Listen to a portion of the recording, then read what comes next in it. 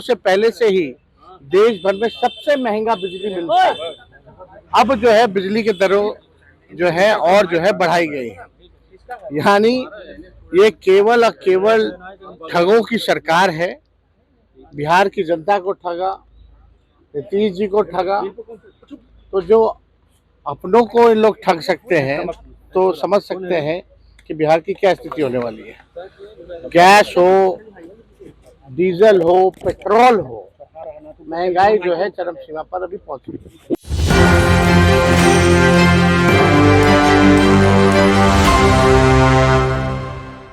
तेजस्वी यादव ने बीजेपी पर जमकर बरसे। नमस्कार, आप देख रहे हैं एक न्यूज़ 24। मैं मनीष आपके साथ।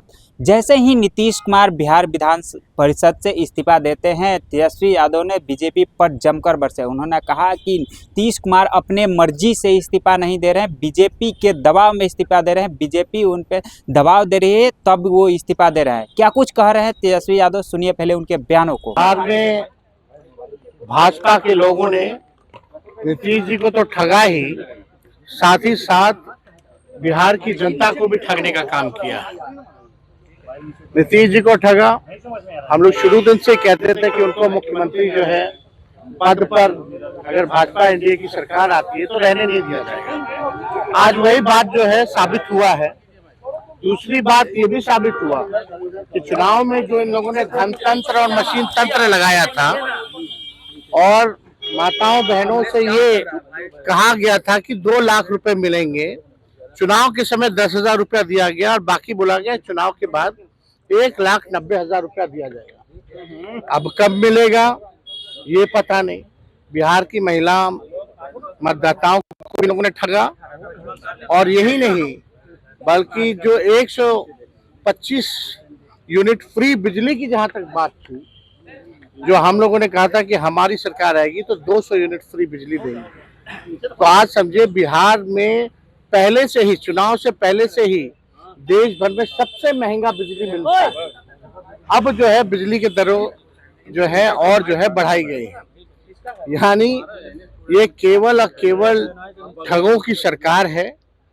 बिहार की जनता को ठगा, नीतीश जी को ठगा। तो जो अपनों को इन लोग ठग सकते हैं तो समझ सकते हैं कि बिहार की क्या स्थिति होने वाली है।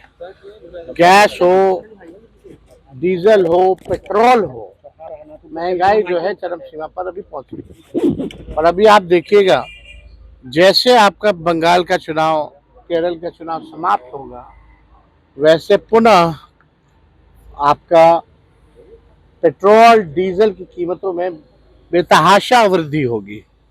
तो ये लोग केवल ठग लोग हैं, ठगने का काम कर रहे हैं। बिहार में लॉ एंड ऑर्डर की स्थिति बनी हुई है, सब लोग देख रहे हैं। कोई ऐसा दिन नहीं जहां गोलियां ना चल रही हो, लोग मारे ना जा रहे हो, लोगों को कोई इंसाफ नहीं मिल रहा।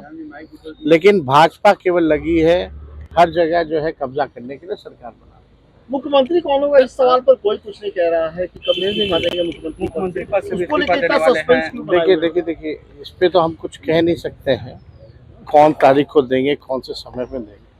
लेकिन एक बात तो तय हो गया कि नीतीश कुमार जी को बीजेपी ने है, और ये भी बात तय हो गया, स्पष्ट हो गया कि नीतीश कुमार जी अब बिहार के मुख्यमंत्री नहीं रहेंगे।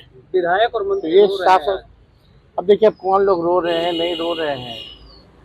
आजकल लोग जो है केवल कैमरा देख करके लोग ड्रामा करते हैं। ऐसे लोगों को एक्टिंग मुबारक हो। अब कुछ लोगों को बचा नहीं, सब कुछ तो कर ही लिया है।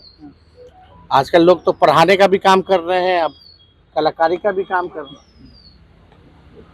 तो ऐसे लोगों पे हम क्या टिप्पा टिप्पणी करेंगे। लेकिन बिहार के जो उज्ज्वलंत मुद्दे हैं उसका निष्पादन नहीं किया जा रहा।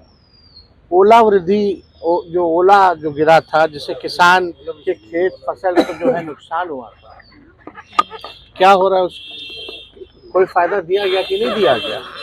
कोई किसान, मजदूर, गरीब, बेरोजगार, शिक्षा, चिकित्सा के बारे में, कोई पढ़ाई दवाई के बारे में बात ही नहीं कर रहा। कौन आएगा, कौन जाएगा, कौन आएगा। 2012 के बाद से कोई स्टेबल गवर्नमेंट बिहार में नहीं है। जब तक स्टेबिलिटी नहीं रहेगी, स्थिरता नहीं रहेगी सरकारों में, तब तक कहाँ से काम हो पाएगा बिहार का, कहाँ से डेवलपमेंट और विकास हो पाएगा। तो ये सवाल खड़ा होता है। तेजस्वी जी आप दिल्ली जा रहे हैं, दिल्ली के बाद केरल जाएंगे, वहाँ आपकी पार्टी चुनाव लड़ रही है। हम लोगों का एलडीएफ से वहाँ अलायंस हुआ है, 3 सीटों पे हम लोग लड़ रहे हैं। इससे पूर्व में भी हमारे विधायक वहाँ हैं केरला लेजिस्लेटिव असेंबली में, और 3 दिन का हमारा प्रचार का कार्यक्रम है वहाँ। उसके बाद झारखंड में 5 तारीख को हमारा कार्यक्रम है। तो पार्टी के संगठन को और मजबूत करना, विस्तार करना, और हम लोग चाहेंगे कि भाई, क्योंकि केरला आप जान रहे हैं सबसे ज़्यादा लिटरेसी रेट है, सबसे ज़्यादा आपका जो है डेवलपमेंट जो है वही है। तो हम लोग जो है वहाँ जो मौजूदा जो सरकार है उसके अंग हैं, और हम लोग चाहते हैं कि पुनः ये सरकार जो है वापस आए। सर, बंगाल पश्चिम बंगाल भी जा रहे हैं। 173 थाना प्रभारियों का, बड़े-बड़े अधिकारियों का तबादला हो रहा है। बिहार में तो ऐसा कुछ देखने को नहीं मिला। वो बिहार में उन्हीं की सरकार थी। वो तो आप बिहार में चुनाव से पहले ही कितने ट्रांसफर पोस्टिंग हो रखी है, कई बार हो रखी है, किसको नहीं पता है। बिहार में तो थाने प्रभारी से लेकर के सब लोगों का तो हुआ ही है चुनाव से पहले। और इलेक्शन कमीशन को तो वही करना है जो बीजेपी से जो लिस्ट आता है, कॉपी एंड पेस्ट करके ऑर्डर निकालना है। केवल ऑर्डर आता है कहीं और से, और इलेक्शन कमीशन कॉपी और पेस्ट करता है, अपना निर्णय तो कोई लेता है नहीं। तो इस पे हम सब लोग जान रहे हैं कि जो राज्यों में जो चुनाव है, हम लोगों की पूरी शक्ति हम लोग लगाने का काम करेंगे ताकि वहाँ भाजपा जो है ना आए। ममता बनर्जी कह रही है कि पश्चिम बंगाल में उनका खतरा है, जान का खतरा है, बता रही है ममता बनर्जी। देखिए आप एक बात समझ जाइए कि बंगाल में भाजपा नहीं आने जा रही है, ना ही केरल में भाजपा आने जा रही है, और दोनों जगह जो है भाजपा की जो है करारी हार होने वाली। सर, निशांत का कोई राजनीतिक भविष्य है क्या नीतीश जी के इस्तीफा में? कैसे देखते हैं? अब देखिए, अब हम इस पे कोई टिप्पा टिप्पणी तो करना नहीं चाहेंगे, लेकिन कोई भी अगर नौजवान राजनीति में आएगा तो हम उसका स्वागत ही करेंगे।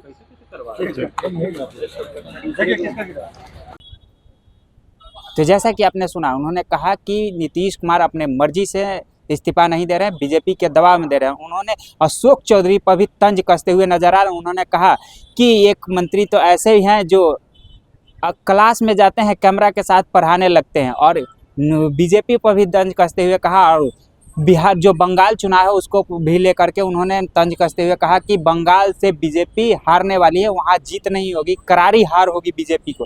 तो ऐसे ही तमाम खबरों के लिए बने रहें एक न्यूज़ 24 के साथ। धन्यवाद।